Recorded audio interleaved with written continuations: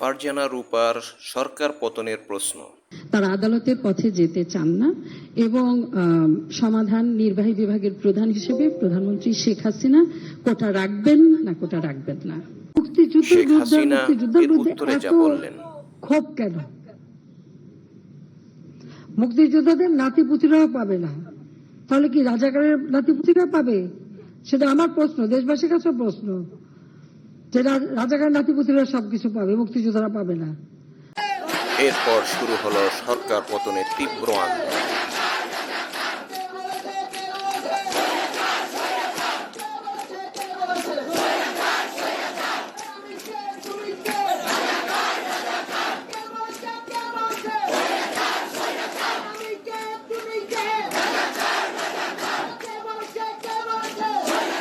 শুরু হয় রক্তক্ষয়ী সংঘর্ষ। স্বৈর শাসকের পুলিশ, র্যাব এবং বিজিবি বাহিনী নির্বিচারে গুলি চালায় ছাত্র জনতার উপর। নিহত আহত হয় অসংখ্য অগণিত।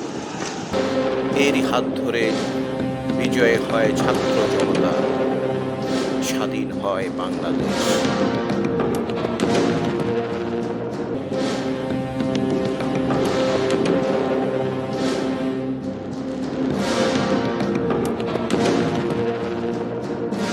শুরু হয় স্বৈর শাসকের লেসপেন্সারদের দেশ ছেড়ে পালানো।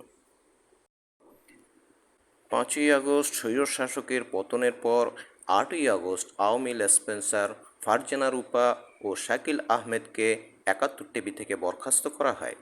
এরপর 21শে আগস্ট ভোর 6টায় দেশ ছেড়ে পালানোর সময় শাহজালাল আন্তর্জাতিক বিমানবন্দর থেকে তাদেরকে গ্রেপ্তার করা হয়।